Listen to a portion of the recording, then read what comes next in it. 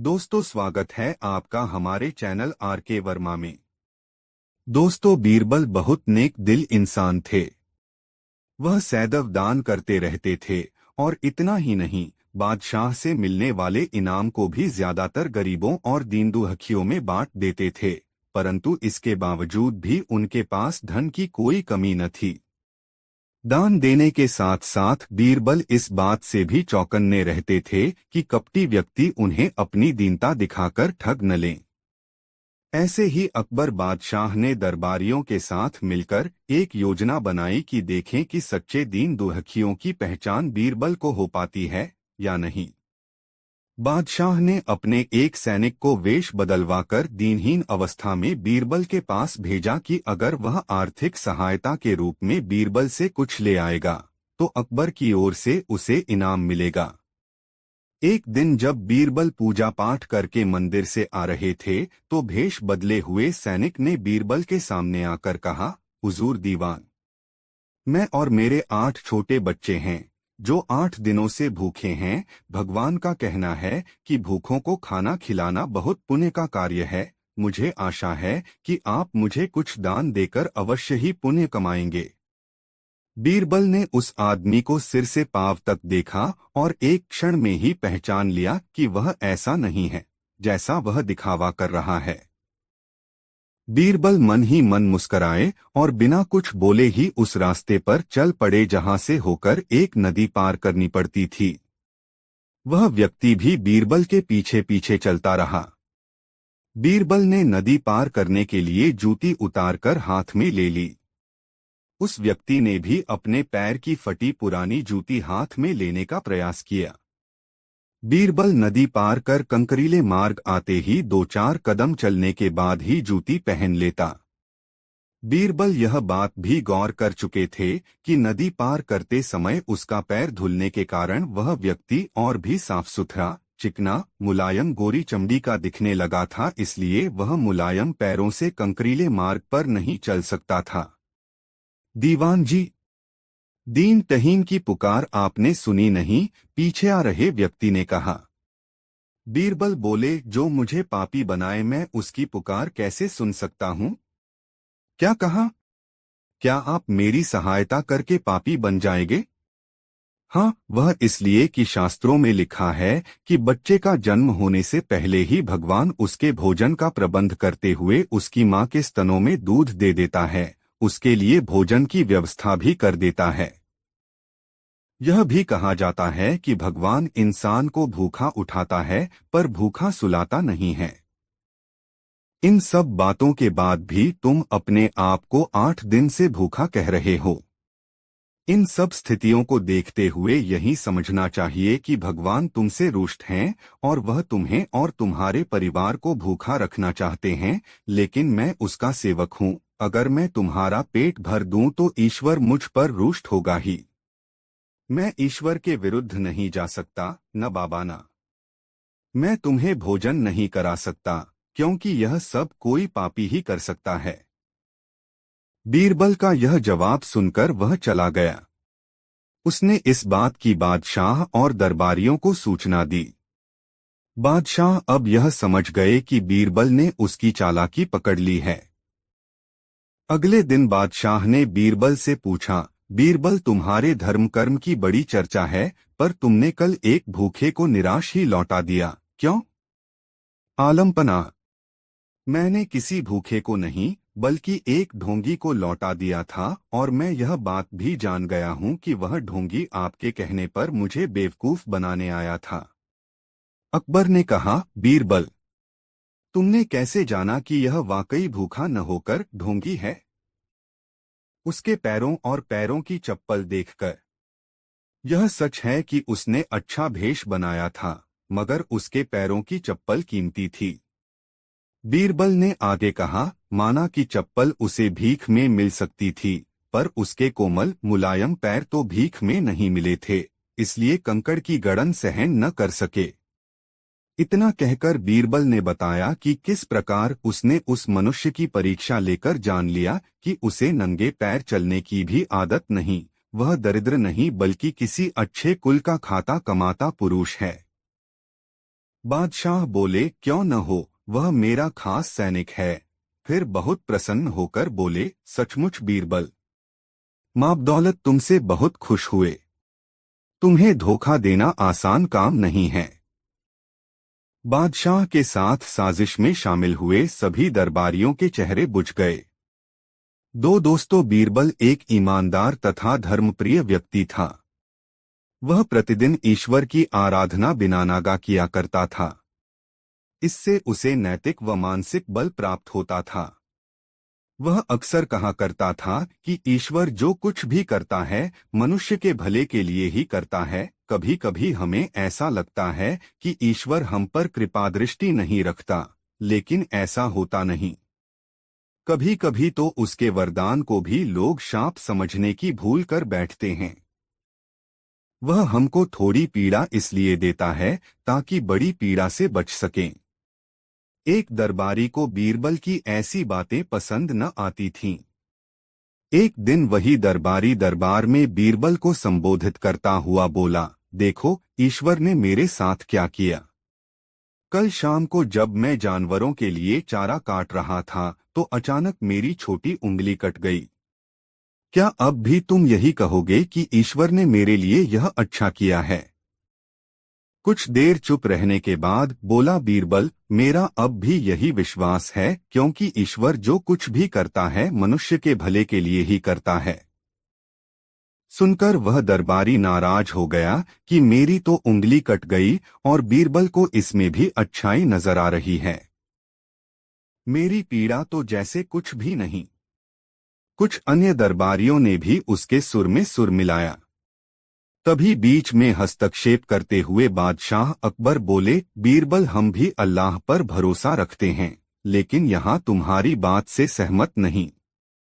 इस दरबारी के मामले में ऐसी कोई बात नहीं दिखाई देती जिसके लिए उसकी तारीफ की जाए। बीरबल मुस्कुराता हुआ बोला, ठीक है जहां पनाह, समय ही बताएगा। अब 3 महीने बीत चुके थे। वह दरबारी जिसकी उंगली कट गई थी घने जंगल में शिकार खेलने निकला हुआ था। एक हिरन का पीछा करते वह भटककर आदिवासियों के हाथों में जा पड़ा। वे आदिवासी अपने देवता को प्रसन्न करने के लिए मानव बलि में विश्वास रखते थे। आठ वे उस दरबारी को पकड़कर मंदिर में ले गए बलि चढ़ाने के लिए। लेकिन जब पुजारी ने उसके शरीर का निरीक्षण किया तो हाथ की एक उंगली कंपाई। नहीं, इस आदमी की बलि नहीं दी जा सकती। मंदिर का पुजारी बोला, यदि 9 उंगलियों वाले इस आदमी को बलि चढ़ा दिया गया तो हमारे देवता बजाय प्रसन्न होने के क्रोधित हो जाएंगे। अधूरी बलि उन्हें पसंद नहीं। हमें महामारियों, बाढ़ या सूखे का प्रकोप झेलना पड़ सकता है, इसलिए इसे छोड़ देना ही ठीक होगा। और उस दरबारी को मुक्त कर दिया गया। अगले दिन वह दरबारी दरबार में बीरबल के पास आकर रोने लगा। तभी बादशाह भी दरबार में आ पहुंचे और उस दरबारी को बीरबल के सामने रोता देखकर हैरान रह गए। तुम्हें क्या हुआ, रो क्यों रहे हो? अकबर ने सवाल किया। जवाब में उस दरबारी ने अपनी आपबीती विस्तार से कह सुनाई। वह बोला, अब मुझे विश्वास हो गया है कि ईश्वर जो कुछ भी करता है मनुष्य के भले के लिए ही करता है। यदि मेरी उंगली न कटी होती तो निश्चित ही आदिवासी मेरी बलि चढ़ा देते। इसीलिए मैं रो रहा हूं, लेकिन ये आंसू खुशी के हैं। मैं खुश हूं क्योंकि मैं जिंदा हूं। बीरबल के ईश्वर पर विश्वास को संदेह की दृष्टि से देखना मेरी भूल थी। अकबर ने मंद मंद मुस्कराते हुए दरबारियों की ओर देखा जो सिर झुकाए चुपचाप खड़े थे। अकबर को गर्व महसूस हो रहा था कि बीरबल जैसा बुद्धिमान उसके दरबारियों में से एक है। दोस्तों, वीडियो को एक लाइक जरूर कर दे। 3 दोस्तों, एक दिन एक कवि किसी धनी आदमी से मिलने गया और उसे कई सुंदर कविताएं इस उम्मीद के साथ सुनाई कि शायद वह धनवान खुश होकर कुछ इनाम जरूर देगा। लेकिन वह धनवान भी महाकंजूस था। बोला, तुम्हारी कविताएं सुनकर दिल खुश हो गया। तुम कल फिर आना, मैं तुम्हें खुश कर दूंगा। कल शायद अच्छा इनाम मिलेगा। ऐसी कल्पना करता हुआ वह कवि घर पहुंचा और सो गया। अगले दिन वह फिर उस धनवान की हवेली में जा पहुंचा। धनवान बोला, सुनो कवि महाशय, जैसे तुमने मुझे अपनी कविताएं सुनाकर खुश किया था, उसी तरह मैं भी तुमको बुलाकर खुश हूं। तुमने मुझे कल कुछ भी नहीं दिया, इसलिए मैं भी कुछ नहीं दे रहा, हिसाब बराबर हो गया। कवि बेहद निराश हो गया। उसने अपनी आप बीती एक मित्र को कह सुनाई और उस मित्र ने बीरबल को बता दिया। सुनकर बीरबल बोला, अब जैसा मैं कहता हूं वैसा करो। तुम उस धनवान से मित्रता करके उसे खाने पर अपने घर बुलाओ। हाँ, अपने कवि मित्र को भी बुलाना मत भूलना। मैं तो खैर वहां मौजूद रहूंगा ही। कुछ दिनों बाद बीरबल की योजनानुसार कवि के मित्र के घर दोपहर को भोज का कार्यक्रम तय हो गया। नियत समय पर वह धनवान भी आ पहुंचा। उस समय बीरबल, कवि और कुछ अन्य मित्र बातचीत में मशगूल थे। समय गुजरता जा रहा था, लेकिन खाने पीने का कहीं कोई नामोनिशान न था। वे लोग पहले की तरह बातचीत में व्यस्त थे। धनवान की बेचैनी बढ़ती जा रही थी। जब उससे रहा न गया तो बोल ही पड़ा, भोजन का समय तो कब का हो चुका। क्या हम यहाँ खाने पर नहीं आए हैं? खाना? कैसा खाना? बीरबल ने पूछा। धनवान को अब गुस्सा आ गया। क्या मतलब है तुम्हारा? क्या तुमने मुझे यहाँ खाने पर नहीं बुलाया है? खाने का कोई निमंत्रण नहीं था। यह तो आपको खुश करने के लिए खाने पर आने को कहा गया था, जवाब बीरबल ने दिया। धनवान का पारा 7वें आसमान पर चढ़ गया। क्रोधित स्वर में बोला, यह सब क्या है? इस तरह किसी इज्जतदार आदमी को बेइज्जत करना ठीक है क्या? तुमने मुझसे धोखा किया है। अब बीरबल हंसता हुआ बोला, यदि मैं कहूं कि इसमें कुछ भी गलत नहीं तो? तुमने इस कवि से यही कहकर धोखा किया था ना कि कल आना, सो मैंने भी कुछ ऐसा ही किया। तुम जैसे लोगों के साथ ऐसा ही व्यवहार होना चाहिए। धनवान को अब अपनी गलती का आभास हुआ और उसने कवि को अच्छा इनाम देकर वहां से विदा ली। वहां मौजूद सभी बीरबल को प्रशंसा भरी नजरों से देखने लगे। दोस्तों, कहानी आपको कैसी लग रही है, कमेंट में जरूर बताएं। एक बार बादशाह अकबर, बीरबल और सभी मंत्रीगण दरबार में बैठे हुए थे। सभा की कार्यवाही चल रही थी। एक एक करके राज्य के लोग अपनी समस्याएं लेकर दरबार में आ रहे थे। इसी बीच वहां एक व्यक्ति दरबार में पहुंचा। उसके हाथ में एक मर्तबान था। सभी उस मर्तबान की ओर देख रहे थे। तभी अकबर ने उस व्यक्ति से पूछा, क्या है इस मर्तबान में? उसने कहा, महाराज, इसमें चीनी और रेत का मिश्रण है। अकबर ने फिर पूछा, किस लिए? अब दरबारी ने कहा, गलती माफ हो महाराज, लेकिन मैंने बीरबल की बुद्धिमत्ता के कई किस्से सुने हैं। मैं उनकी परीक्षा लेना चाहता हूँ। मैं यह चाहता हूँ कि बीरबल इस रेत में से बिना पानी का इस्तेमाल किए चीनी का एक एक दाना अलग कर दें। अब सभी हैरानी से बीरबल की ओर देखने लगे। अब अकबर ने बीरबल की ओर देखा और कहा, देख लो बीरबल, अब तुम कैसे इस व्यक्ति के सामने अपनी बुद्धिमानी का परिचय दोगे? बीरबल ने मुस्कुराते हुए कहा, महाराज हो जाएगा, यह तो मेरे बाएं हाथ का काम है। अब सभी लोग हैरान थे कि बीरबल ऐसा क्या करेंगे कि रेत से चीनी अलग अलग हो जाएगी। तभी बीरबल उठे और उस मर्तबान को लेकर महल में मौजूद बगीचे की ओर बढ़ चले। उनके पीछे वह व्यक्ति भी था। अब बीरबल बगीचे में एक आम के पेड़ के नीचे पहुंचे। अब वह मर्तबान में मौजूद रेत और चीनी के मिश्रण को एक आम के पेड़ के चारों तरफ फैलाने लगे। तभी उस व्यक्ति ने पूछा, अरे यह क्या कर रहे हो? इस पर बीरबल ने कहा, ये आपको कल पता चलेगा। इसके बाद दोनों महल में वापस आ गए। अब सभी को कल सुबह का इंतजार था। अगली सुबह जब दरबार लगा तो अकबर और सारे मंत्री एक साथ बगीचे में पहुंचे। साथ में बीरबल और रेत व चीनी का मिश्रण लाने वाला व्यक्ति भी था। सभी आम के पेड़ के पास पहुंच गए। सभी ने देखा कि अब वहां सिर्फ रेत पड़ी हुई है। दरअसल रेत में मौजूद चीनी को चींटियों ने निकालकर अपने बिल में इकट्ठा कर लिया था और बची खुची चीनी को कुछ चींटियां उठाकर अपने बिल में ले जा रही थीं। इस पर उस व्यक्ति ने पूछा, चीनी कहाँ गई? तो बीरबल ने कहा, रेत से चीनी अलग हो गई है। सभी जोर जोर से हंसने लगे। बीरबल की यह चतुराई देख अकबर ने उस व्यक्ति से कहा, अगर अब तुम्हें चीनी चाहिए तो तुम्हें चींटियों के बिल में घुसना पड़ेगा। इस पर सभी ने फिर से ठहाका लगाया और बीरबल की तारीफ करने लगे। सीख, किसी को नीचा दिखाने का प्रयास आपके लिए हानिकारक हो सकता है। दोस्तों, वीडियो को एक लाइक जरूर कर दे। 5 दोस्तों, एक दिन बीरबल दरबार में देर से पहुंचा। जब बादशाह ने देरी का कारण पूछा तो वह बोला, मैं क्या करता हुजूर। मेरे बच्चे आज जोर जोर से रोकर कहने लगे कि दरबार में न जाऊं। किसी तरह उन्हें बहुत मुश्किल से समझा पाया कि मेरा दरबार में हाजिर होना कितना जरूरी है। इसी में मुझे काफी समय लग गया और इसलिए मुझे आने में देर हो गई। बादशाह को लगा कि बीरबल बहानेबाजी कर रहा है। बीरबल के इस उत्तर से बादशाह को तसल्ली नहीं हुई। वे बोले, मैं तुमसे सहमत नहीं हूं। किसी भी बच्चे को समझाना इतना मुश्किल नहीं जितना तुमने बताया।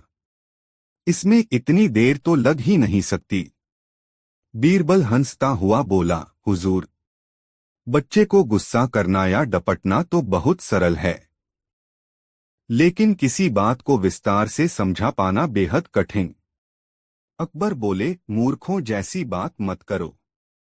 मेरे पास कोई भी बच्चा लेकर आओ, मैं तुम्हें दिखाता हूं कि कितना आसान है यह काम।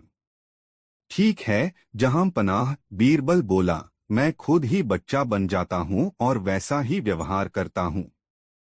तब आप एक पिता की भांति मुझे संतुष्ट करके दिखाएं। फिर बीरबल ने छोटे बच्चे की तरह बर्ताव करना शुरू कर दिया। उसने तरह तरह के मुंह बनाकर अकबर को चिढ़ाया और किसी छोटे बच्चे की तरह दरबार में यहाँ वहां उछलने कूदने लगा। उसने अपनी पगड़ी जमीन पर फेंक दी। फिर वह जाकर अकबर की गोद में बैठ गया और लगा उनकी मूंछों से छेड़छाड़ करने। बादशाह कहते ही रह गए, नहीं नहीं मेरे बच्चे, ऐसा मत करो, तुम तो अच्छे बच्चे हो न। सुनकर बीरबल ने जोर जोर से चिल्लाना शुरू कर दिया। तब अकबर ने कुछ मिठाइयां लाने का आदेश दिया, लेकिन बीरबल जोर जोर से चिल्लाता ही रहा। अब बादशाह परेशान हो गए, लेकिन उन्होंने धैर्य बनाए रखा। वह बोले, बेटा, खिलौनों से खेलोगे? देखो कितने सुंदर खिलौने हैं। बीरबल रोता हुआ बोला, नहीं, मैं तो गन्ना खाऊंगा। अकबर मुस्कराए और गन्ना लाने का आदेश दिया। थोड़ी ही देर में एक सैनिक कुछ गन्ने लेकर आ गया, लेकिन बीरबल का रोना नहीं थमा। वह बोला, मुझे बड़ा गन्ना नहीं चाहिए, छोटे छोटे टुकड़े में कटा गन्ना दो।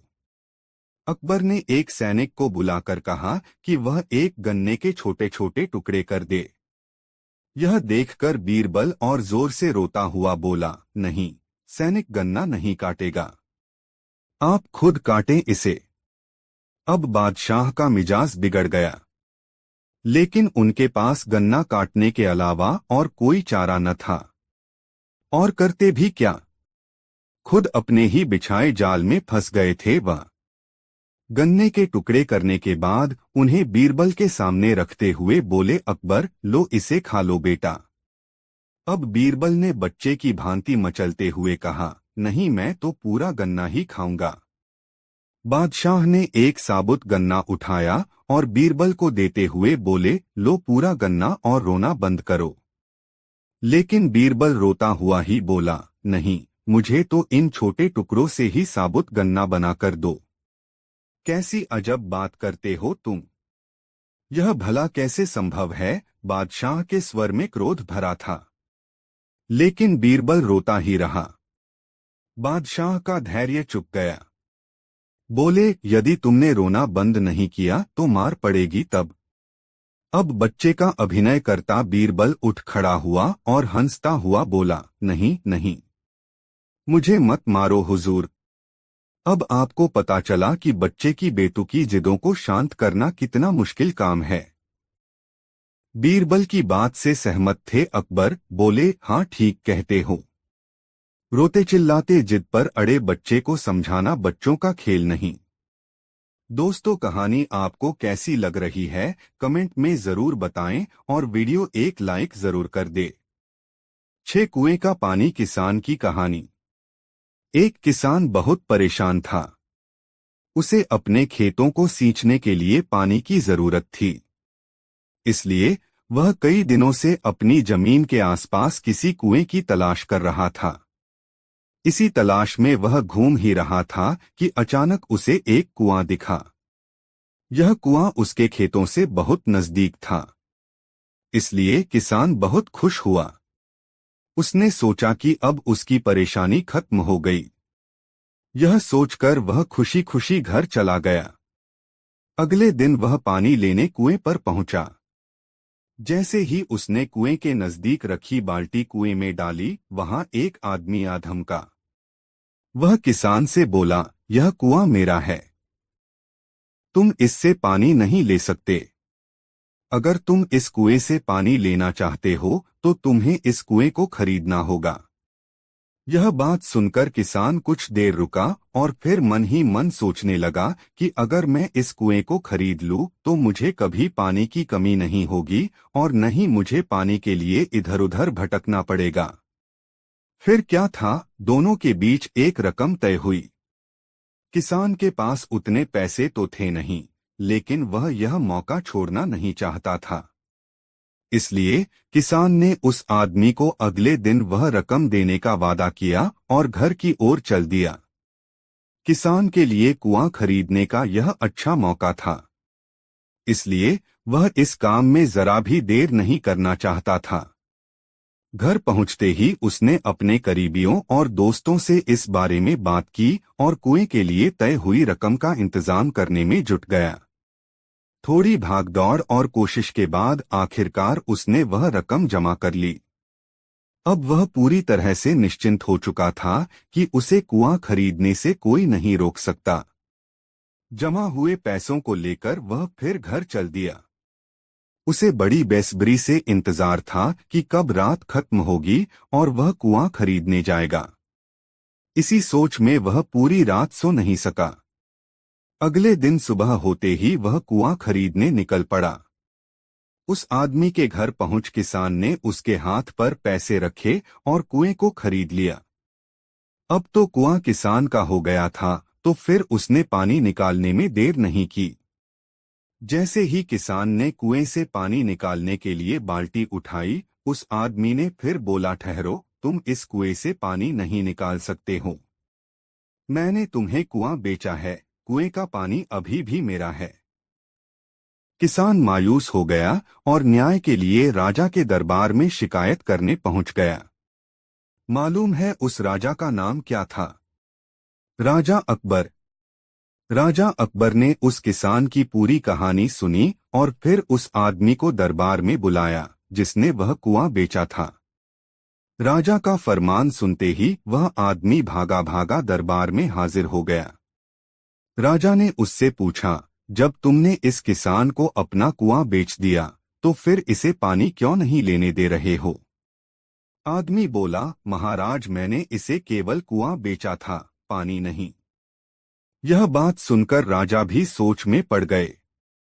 उन्होंने कहा कि बात तो यह पते की कह रहा है, कुआं बेचा है, पानी तो नहीं।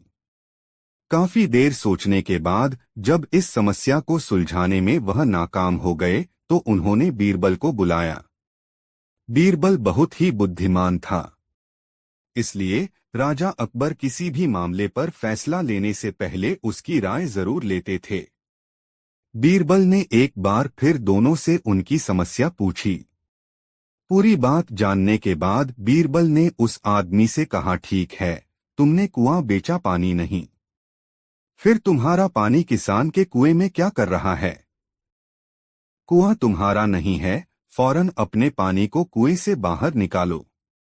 बीरबल का इतना कहते ही उस आदमी को समझ आ गया कि अब उसकी चालाकी किसी काम नहीं आने वाली। उसने राजा से फौरन माफी मांगी और माना कि कुएं के साथ उसके पानी पर भी किसान का पूरा अधिकार है। यह देखकर राजा अकबर ने बीरबल की बुद्धिमानी की तारीफ की और कुआं बेचने वाले आदमी पर धोखेबाजी के लिए जुर्माना लगाया। सीख, अपने आप को दूसरे से अधिक चालाक नहीं समझना चाहिए। साथ ही धोखा देने की आदत से भी दूर रहना चाहिए, क्योंकि कोई ऐसा भी हो सकता है जो आपसे भी अधिक बुद्धि का इस्तेमाल करना जानता हो। ऐसे में आपका धोखा पकड़ा जाएगा और आपको अपने किए का भुगतान करना होगा, जैसे इस कहानी के अंत में कुआं बेचने वाले आदमी को करना पड़ा। दोस्तों, वीडियो को एक लाइक जरूर कर दे। 7 मूर्खों की फहरिस्त, बहुत मजेदार कहानी। बादशाह अकबर घुड़सवारी के इतने शौकीन थे कि पसंद आने पर घोड़े का मुहमांगा दाम देने को तैयार रहते थे। दूरदराज के मुल्कों जैसे अरब, पर्शिया आदि से घोड़ों के विक्रेता मजबूत व आकर्षक घोड़े लेकर दरबार में आया करते थे। बादशाह अपने व्यक्तिगत इस्तेमाल के लिए चुने गए घोड़े की अच्छी कीमत दिया करते थे। जो घोड़े बादशाह की रुचि के नहीं होते थे, उन्हें सेना के लिए खरीद लिया जाता था। अकबर के दरबार में घोड़े के विक्रेताओं का अच्छा व्यापार होता था। एक दिन घोड़ों का एक नया विक्रेता दरबार में आया। अन्य व्यापारी भी उसे नहीं जानते थे। उसने 2 बेहद आकर्षक घोड़े बादशाह को बेचे और कहा कि वह ठीक ऐसे ही 100 घोड़े और लाकर दे सकता है, बशर्ते उसे आधी कीमत पेशगी दे दी जाए। बादशाह को चूंकि घोड़े बहुत पसंद आए थे, सो वैसे ही 100 और घोड़े लेने का तुरंत मन बना लिया।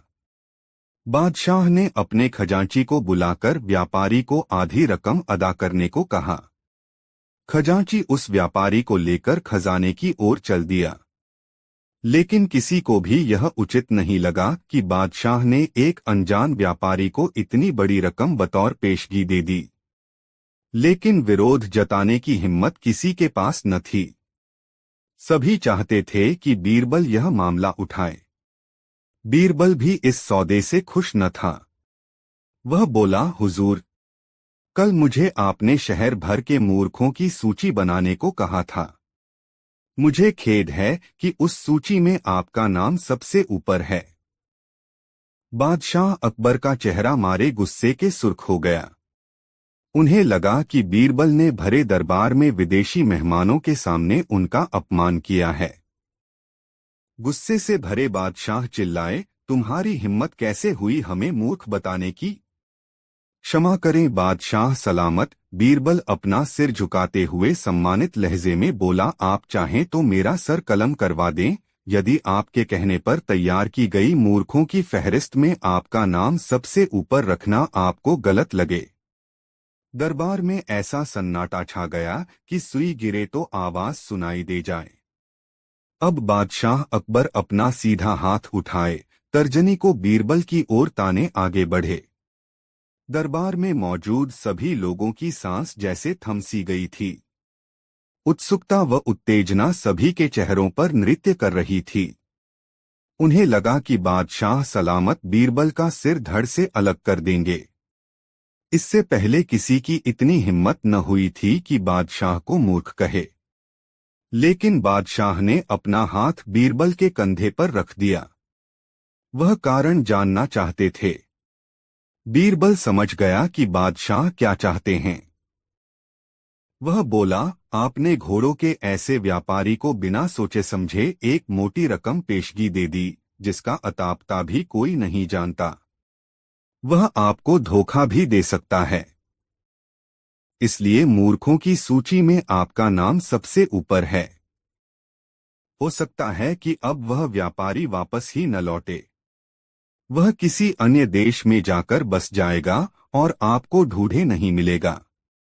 किसी से कोई भी सौदा करने के पूर्व उसके बारे में जानकारी तो होनी ही चाहिए।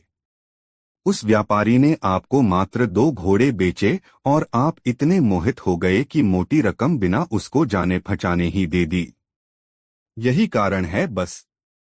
तुरंत खजाने में जाओ और रकम की अदायगी रुकवा दो। अकबर ने तुरंत अपने एक सेवक को दौड़ाया। बीरबल बोला, अब आपका नाम उस सूची में नहीं रहेगा। बादशाह अकबर कुछ क्षण तो बीरबल को घूरते रहे, फिर अपनी दृष्टि दरबारियों पर केंद्रित कर ठहाका लगाकर हंस पड़े। सभी लोगों ने राहत की सांस ली कि बादशाह को अपनी गलती का एहसास हो गया था। हंसी में दरबारियों ने भी साथ दिया और बीरबल की चतुराई की एक स्वर से प्रशंसा की। दोस्तों, कहानी आपको कैसी लग रही है, कमेंट में जरूर बताएं। 8 पंडित जी अकबर बीरबल की कहानी। दोस्तों, शाम ढलने को थी। सभी आगंतुक धीरे धीरे अपने घरों को लौटने लगे थे। तभी बीरबल ने देखा कि एक मोटा सा आदमी शर्माता हुआ चुपचाप एक कोने में खड़ा है।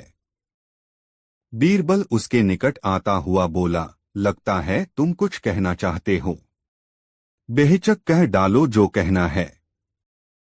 मुझे बताओ, तुम्हारी क्या समस्या है। वह मोटा व्यक्ति सकुचाता हुआ बोला, मेरी समस्या यह है कि मैं पढ़ा लिखा नहीं हूँ। मैंने अपनी शिक्षा पर ध्यान नहीं दिया, जिसका मुझे खेद है। मैं भी समाज में सिर उठाकर सम्मान से जीना चाहता हूँ, पर अब नहीं लगता है ऐसा कभी नहीं हो पाएगा। नहीं, कोई देर नहीं, ऐसा जरूर होगा यदि तुम हिम्मत न हारो और परिश्रम करो। तुममें भी योग्यता है, बीरबल ने कहा। लेकिन ज्ञान पाने में तो सालों लग जाएंगे, मोटे आदमी ने कहा। मैं इतना इंतजार नहीं कर सकता। मैं तो यह जानना चाहता हूँ कि क्या कोई ऐसा तरीका है कि चुटकी बजाते ही प्रसिद्धि मिल जाए। प्रसिद्धि पाने का ऐसा आसान रास्ता तो कोई नहीं है, बीरबल बोला। यदि तुम वास्तव में योग्य और प्रसिद्ध कहलवाना चाहते हो तो मेहनत तो करनी ही होगी, वह भी कुछ समय के लिए। यह सुनकर मोटा आदमी सोच में डूब गया। नहीं, मुझमें इतना धैर्य नहीं है, मोटे आदमी ने कहा। मैं तो तुरंत ही प्रसिद्धि पाकर पंडित जी कहलवाना चाहता हूँ। ठीक है, बीरबल बोला, इसके लिए तो एक ही उपाय है। कल तुम बाजार में जाकर खड़े हो जाना। मेरे भेजे आदमी वहां होंगे जो तुम्हें पंडित जी कहकर पुकारेंगे। वे बार बार जोर जोर से ऐसा कहेंगे। इससे दूसरे लोगों का ध्यान इस ओर जाएगा, वे भी तुम्हें पंडित जी कहना शुरू कर देंगे। ऐसा होना स्वाभाविक भी है।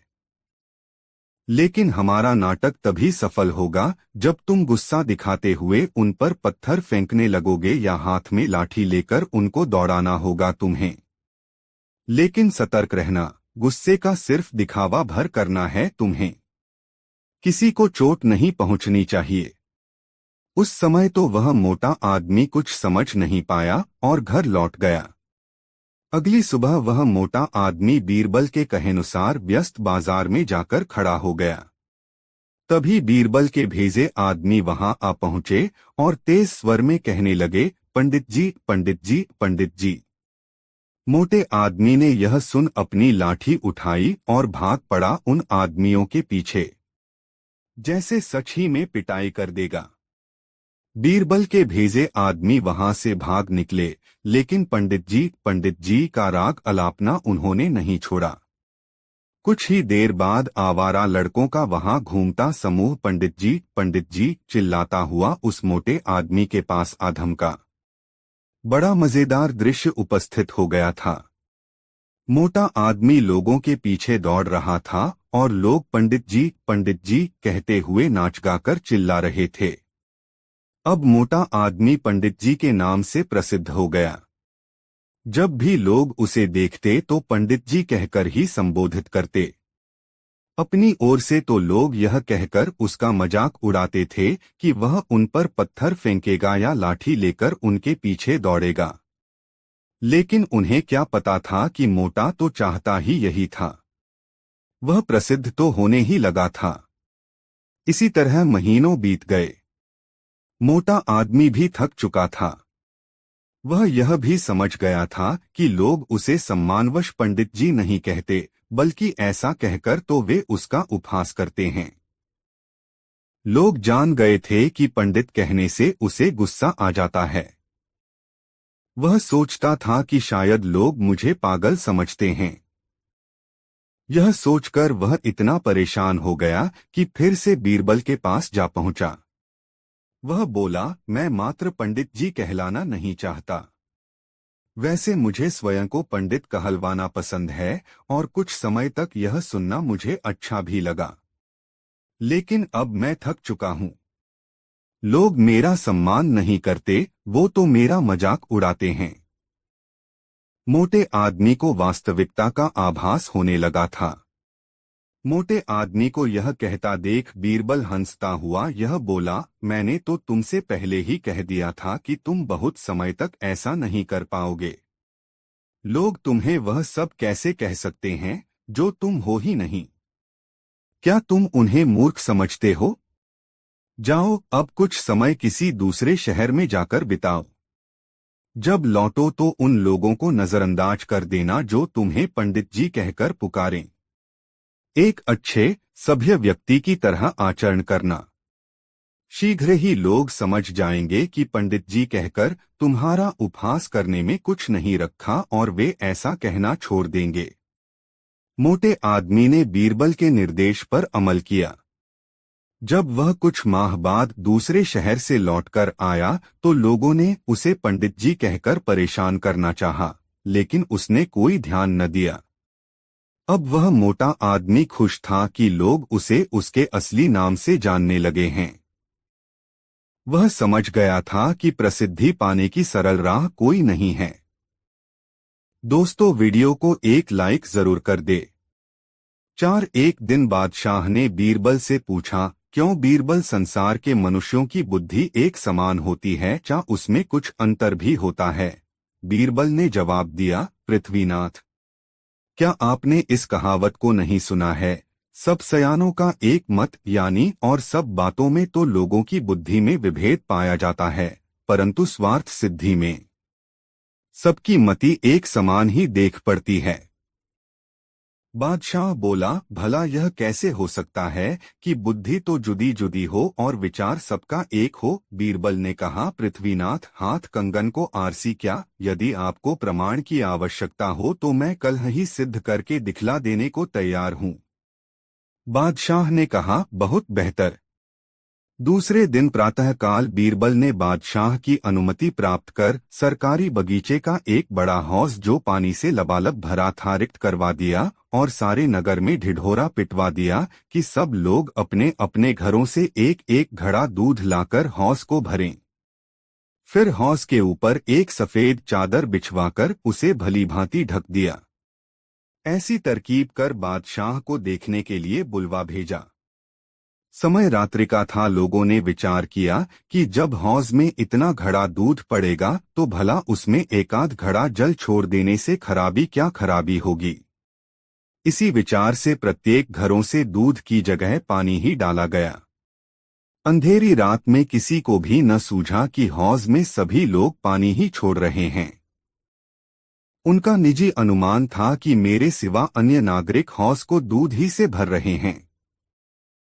यदि किसी ने साहस कर देखा भी तो चादर की सफेदी के कारण दूध का भ्रम हो गया। पानी तो नीचे छिपा हुआ था। जब सवेरा हुआ तो बादशाह बीरबल के साथ हौज का दूध खने के लिए गया। बीरबल ने बागवान को हौज की चादर ठाने की आज्ञा दी। जब चादर उठा दी गई तो रोज एकदम पानी से भरा हुआ निकला, उसमें दूध गलेश मात्र भी नहीं था। यह अजीब तमाशा देखकर दशाह दंग हो गया और उसकी समझ में न आया कि आखिर मामला क्या है। जब बीरबल से उसका कारण छा गया तो वह बोला, गरीब परवर, आपने अपनी आंखों खलिया अब भी सब सयानों का एक मत वाली कहावत तानने को तैयार हैं व नहीं?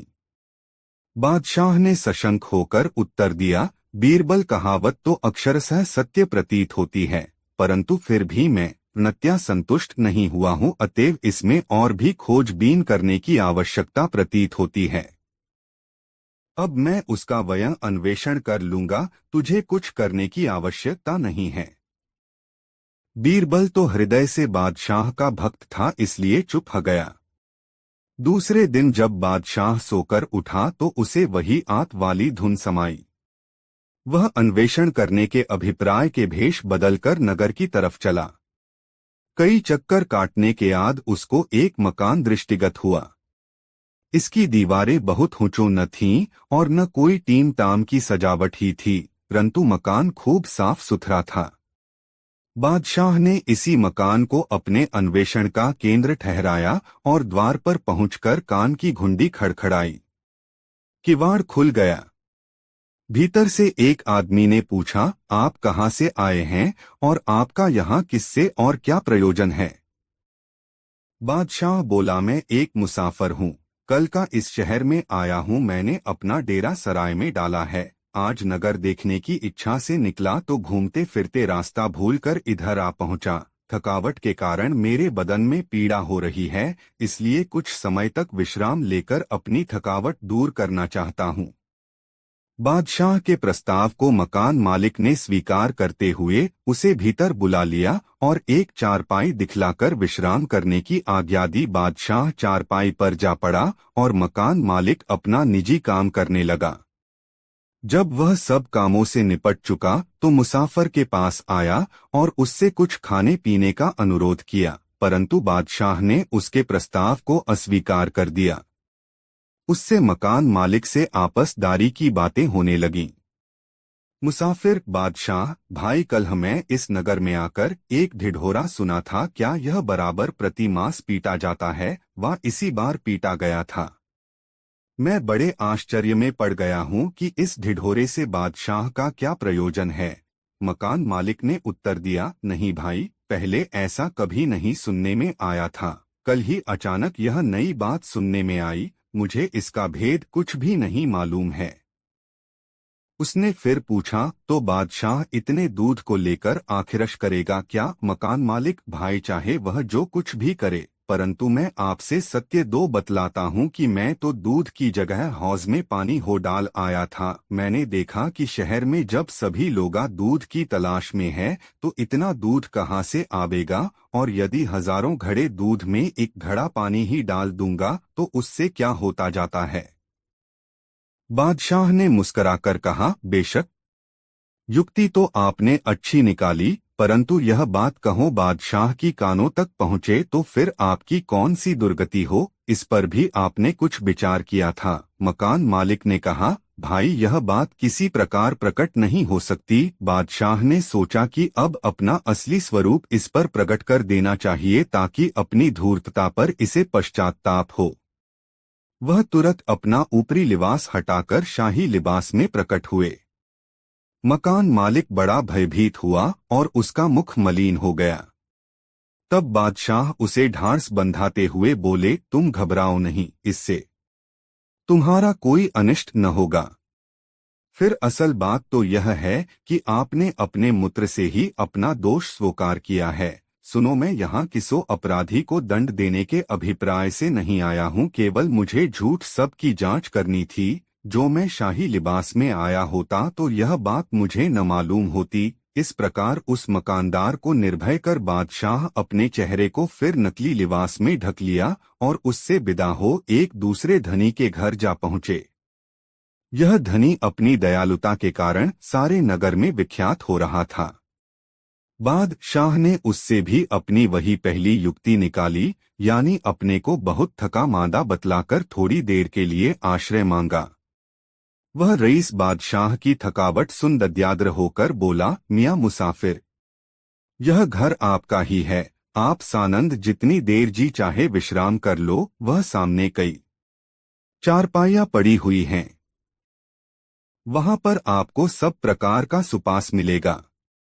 बादशाह ने कहा, महाशय जी, मैं अपने भार से आपको दबाने नहीं आया हूँ, बल्कि थोड़ी थकावट मिटाकर राही हो जाऊंगा। फिर उन दोनों में देशकाल की बातें छिड़ी। बातों दो में फंसाकर बादशाह ने फिर उससे वही बात छेड़ी। तब रईस बोला, भाई, किफायत सभी को पसंद है। दूसरे लोगों ने चाहे भले ही दूध डाला हो, परंतु मैंने तो पानी ही डाला है। बादशाह ने कहा, परंतु इस पर आपने आगा पीछा का विचार वहीं किया नहीं। तो दूध की जगह पानी न डालते। अगर किसी प्रकार यह बात बादशाह को प्रकट हो जाएगी तो आप राजाज्ञा भंग करने के अपराधी होंगे। धनाढ़ ने कहा, सिवा मेरे और आपके दूसरा कोई भी मनुष्य इस बात को नहीं जानता। यदि तुम नहीं कहोगे तो बादशाह किसी प्रकार नहीं जान सकता। बादशाह ने अपना नकली लिबास उतारकर अलग रख दिया और उसके देखते दो असली लिबास में हो गया। काटो तो बदन में लोहू नहीं। बेचारा धनाढ़ एकदम ठिठुक गया, उसके हवास गुम हो गए। तब बादशाह उसे आश्वासन देते हुए बोला, चिंता करने की कोई बात नहीं है। जैसे आपने किया है उसी प्रकार सभी लोग अपने दो घर किया करते हैं, परंतु उसके लिए किसी को दंड नहीं दिया जाता। उसे धीरज दे। बादशाह शाही पोशाक बदलकर चला गया और बीरबल के पांडित्य की सतत प्रशंसा की। दोस्तों, वीडियो को एक लाइक जरूर कर दे। 9 तोते की मौत बहुत मजेदार कहानी। एक बार बादशाह अकबर किसी व्यापारी के पास से तोता खरीद कर लाए। वह तोता देखने में अत्यंत सुंदर था और उसकी बोली भी बड़ी मीठी थी। अकबर ने उस तोते की रखवाली के लिए एक सेवक को नियुक्त कर दिया और उसे साफ हिदायत दे दी कि अगर तोता मरा तो तुम्हें मृत्यु दंड दे दूंगा, और इसके अलावा जिसने भी अपने मुंह से कहा कि तोता मर चुका है उसे भी मौत की सजा मिलेगी। इसलिए तोते की रखवाली अच्छे से करना। सेवक तोते को लेकर चला गया और बड़े उत्साह से उसकी देखभाल करने लगा। उसे कहीं ना कहीं यह डर सता रहा था कि अगर कहीं बादशाह का तोता मरा तो उसकी जान पर बन आएगी। और फिर एक दिन ऐसा ही हुआ। तोता अचानक मर गया। अब सेवक के हाथ पांव फूलने लगे। उसे बादशाह अकबर की कही बात याद थी। वह तुरंत दौड़कर बीरबल के पास गया और पूरी बात बताई। बीरबल ने उस सेवक को पानी पिलाया और कहा, चिंता मत करो, मैं बादशाह से बात करूंगा। तुम बस इस समय उस तोते से दूर हो जाओ। थोड़ी देर बाद बीरबल अकेले बादशाह के पास गए और बोले कि मालिक, आपका जो तोता था। इतना बोलकर बीरबल ने बात अधूरी छोड़ दी। अकबर बादशाह तुरंत सिंहासन से खड़े हुए और बोले, क्या हुआ? तोता मर गया। बीरबल बोले, मैं सिर्फ इतना ही कहना चाहूंगा कि आपका तोता ना मुंह खोलता है, ना खाता है, ना पीता है, ना हिलता है, ना डुलता है, ना चलता है, ना फुदकता है। उसकी आंखें बंद है और वह अपने पिंजरे में लेटा पड़ा है। आप आइए और जरा उसे देखिए। अकबर और बीरबल फौरन तोते के पास गए। अरे बीरबल, तोता मर चुका है। ये बात तुम मुझे वहीं पर नहीं बता सकते थे? अकबर क्रोधित होते हुए बोले, उस तोते का रखवाला कहाँ है? मैं उसे अभी अपनी तलवार से सजाए मौत दूंगा। तब बीरबल बोले, जी मैं अभी उस रखवाले को हाजिर करता हूँ, लेकिन ये तो बताइए कि आपको मृत्यु देने के लिए मैं किसे बुलाऊं? क्या मतलब है तुम्हारा? अकबर जोर से चीखे। जी, आप ही ने तो कहा था कि जो कोई भी बोलेगा कि तोता मर चुका है उसे भी मौत की सजा दी जाएगी, और अभी कुछ देर पहले आप ही के मुख से ये बात निकली थी। अब अकबर को अपनी गलती का एहसास हो गया। बीरबल की इस चतुराई से अकबर हंस पड़े और वे दोनों हंसते हंसते दरबार लौट गए। अकबर ने तुरंत घोषणा कर दी कि सेवक पर कोई कार्यवाही नहीं की जाएगी। तोता अपनी मौत मरा है, उसमें किसी का कोई दोष नहीं है। दोस्तों, वीडियो को एक लाइक जरूर कर दे। 3 रुपए 3 चीजें, नई मजेदार कहानी।